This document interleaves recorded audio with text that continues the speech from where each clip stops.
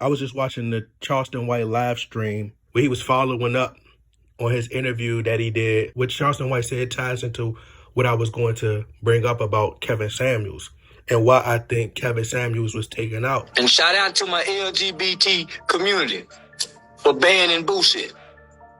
Yeah, I stand with the LGBT community against Boosie. I know how to get your man. I stand with the LGBT community against Boosie. I apologize against Dwayne. I apologize to Dwayne Wade and his son. I did. I apologize to Dwayne Wade and his son. Lil Boosie ain't never apologized. Matter of fact, why didn't nobody try to ban Boosie for him saying the things about what he said about Dwayne Wade, baby girl? I came back and apologized. Said, man, I'm wrong. I'm sorry, and will y'all forgive me? Boosie talk bad about children. Boosie speaks horribly about kids that want to jail. Ban Boosie. A lot of people never approached it or never viewed things from this perspective. But this is what made Kevin Samuels so dangerous, right? Now, Charleston White tonight, when he was speaking about Dwayne Wade's daughter, he said that he stood with the rainbow community. I'm not going to, like I say, I want to be YouTube friendly as possible because I don't want them to demonetize my channel, right? But Charleston White said that he's standing with the rainbow community to cancel Lil Boosie. Now, Black women in particular were outraged about Kevin Samuels' message and how he highlighted the Black woman flaws to the masses worldwide. And he gained a lot of attention for it, right? He would crack jokes, but he also spoke a lot of truth. And we all know that the truth hurt. There were a lot of things that Kevin Samuels said that I agree with, and there was a lot of things that he said that I disagree with. That's just like anybody. In our community, we're of the thinking that everybody has to agree or everybody has to disagree. No, we have to challenge each other. We have to. But when it came to Kevin Samuels' talking points was just so vicious. He almost seemed unstoppable. All of his points were extremely difficult to counter unless you had facts, data, statistics that helped your argument, that proved him wrong. Unless you had that, you lost. He had so many great talking points. Women tried every angle they could to cancel Kevin Samuels. But it was too difficult because he was too clean cut. He didn't use vulgar language too much. He wore the clean cut suit, nice haircut, spoke in a professional manner. He was likable and he stood firm. He had that old school mentality. He was old fashioned. And that didn't sit well with a lot of Black women. His tone, very masculine. So the angle in trying to get to Kevin Samuels, they would try to question his sexuality, question his manhood, right? So Kevin Samuels was too aware of what they was doing. He was too smart for that. So what he did was one day, and I don't think a lot of people didn't peep this because they tried everything they could. They tried to dig up his past. They tried to see what high school he went to. They tried to look at his high school pictures, who he was sleeping in that bed with on a live stream. They tried to dig into his criminal background, talk to his wife, his girlfriend, see if he was a good father to his kids, to his daughter in particular. Was he a womanizer? Was he an abuser? They could not find anything. They celebrated when he passed. But the one thing, and this is what made him, to me, a marked man, in my opinion. Now, if I'm not mistaken, and I could be wrong about this, but Kevin Samuels did an interview on Vlad TV. And Vlad TV said... You touched on the whole gay rumor thing. And there was a video where you were online, and it somehow kind of cut to a scene of a man. There was a man sleeping in bed, and then it cut back, and I don't know. It just doesn't really make sense to me at all. So maybe you could explain that video and kind of clear it all up. Okay. But before I do that, I'm going to just say, I said this the other day. At what what problem do these people have with somebody being gay? I mean, I've said it last night. The LGBTQ community, y'all are on the clock, because the sheer amount of gay bashing, innuendos, gay slurs, hate speech against, why is that allowed to persist? Why is that allowed to persist against me? If you want to say that, then is that not out of bounds? Is that not a protected group? So the people who keep saying these things, I'm asking, where's the LGBTQ community in this whole thing? Or is it okay when it's a heterosexual man and it's being used as a slur? So you can't have it both ways. You can't have it both ways. So you're gonna have to pick.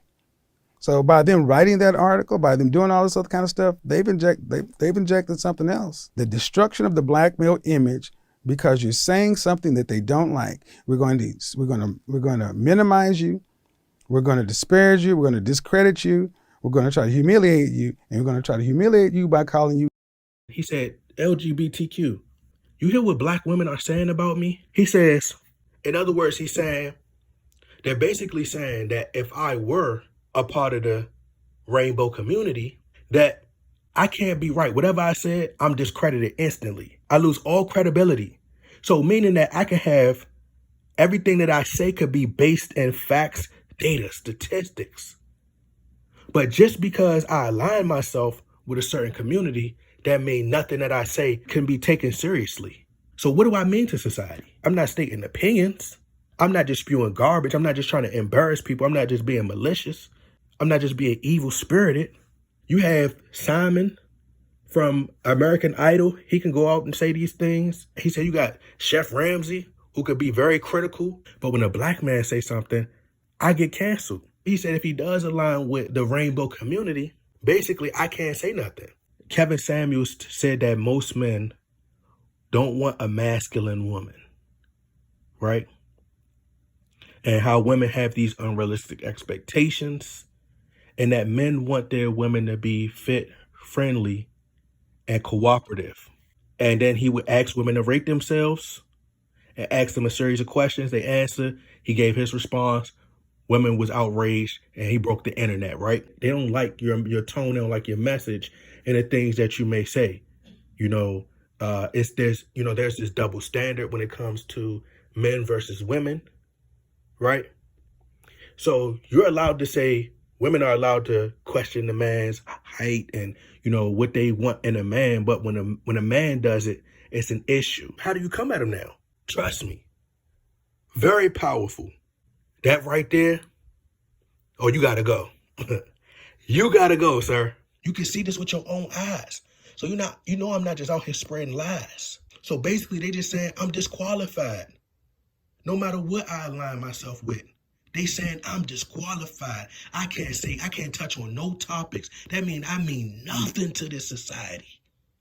Nothing. Right there, he was a man of armor, made of steel now. It was hard. They was like, man, all right, the only way we going to silence him is to get rid of him. To get rid of him. And that's when he had backup. He had an army. It was like Steph Curry and Draymond Green and all of them, once they lost to LeBron and them in the finals, that's like them going to the Hamptons to go meet Kevin Durant. That's what Kevin Samuels did. He came back like the stacked Warriors team. He came back. It's like when LeBron went to Miami and he teamed up with D Wade and teamed up with Chris Bosh. And he came back against the Celtics. He was like Iron Man now. The Hulk. The one thing about women, see, they believe in the sisterhood. They believe in the sisterhood until it starts to get close to home. Till it starts to affect them in their paycheck. They all for sisterhood. But then when they see it starting to get too close, they say, oh no, I gotta separate myself. Sorry girls, but I got children at home. I got mouths to feed. I gotta pay these bills. So they like, oh no, we can't say nothing about him no more. Because now we got the whole community gonna come after us. You see what I'm saying? Oh nah, the sisterhood, hey, love y'all. Love you. But I gotta get this bag, sis. Right? So women say, oh, well, all right, well, look, nah, this dude gotta go. Because there's no other way we can attack him. We got no other angles. He became too powerful. So they said, nah, we gotta get rid of this dude. We gotta silence him some way. We gotta silence him. He was becoming too powerful. It was they had to get rid of him. They said, oh, nah, you waking too many brothers up. They would go in there, donate hundreds, $200,000 to this man, Kevin Samuels, every single night. Had hundreds of people in there. Even women you had a lot of women coming in there now, like, oh, well, I gotta do right. I gotta change my mentality if I want to get in a relationship. I gotta switch things up. If not, buy a cat, die alone. Right? He coming at us. Said one girl looked like Emmitt Smith, looked like a linebacker, all types of stuff. You a 6 at best. You a 6 at best. You a 5 at best. I was like, man, so taking the world by storm. Women said, no, sir. But he became a marked man after that. But they was like, Kevin Samuels trying to hold us accountable? No. Y'all know accountability to a lot of women. It's like when them vampires see them crosses. When they see them crosses or when they see that light. When they see a Bible. No. Accountability, no. Women ain't playing that, bruh. Shout out to all my black women in particular. But shout out to all my women. You know, I love dark-skinned women. That's my weakness right there, honestly. Dark-skinned women. Until it affects self, women like, no, sir. No, sir. Because if it get to a point where till they start digging and start exposing, you realize that a lot of women got Section 8. I ain't trying to mess that up. These women got corporate jobs, even if they got regular jobs, security jobs, no matter what. RNs, whatever, nurses. Oh, now you ain't about to mess up that bag. So I align myself with the sisterhood. We cool. You know, we all good, sis. But you ain't about to affect my bag. Car note, child support. You ain't about to mess this up. So women smart enough to know, they be like, oh no, we got to handle this a different way. So they knew what they had to do. So they said, we're going to smoke on this Kevin Samuels pack. They said, we're going to smoke on this Kevin Samuels pack. No disrespect to the legend, but they said, we're going to smoke on this Kevin Samuels pack. And that's why they was celebrating. That's why when the day came, they were celebrating. Just like they do in Chicago. Your homie died, you'll never slide, it ain't adding up. New op pack in the air, that's gas or what? He'll still be alive right now if you ain't gas him up. He'll still be alive right now if the medicine ain't gas him up. But that's the thing, shout out to women. But I'm telling you, they know that that's a powerful group. They know. See, that's the one thing about women and how smart they are. See, men, they push and they keep pushing and they go overboard. They don't know when to stop. See, women, they know how far to take it. And that's credit to them. They know how far to go. They know when something's become too much of a threat. They know when they are outnumbered. They say, you know what? I'm going to lose this situation. They are smart enough to say, you know what? I can't take this. I can't take on this. This is a machine right here. So they're not going to challenge that. And that right there, they said, we got to let this one slide. Well, we're going to come back. We're going to spin the block. When we spin the block this time, that's when we're going to get rid of y'all.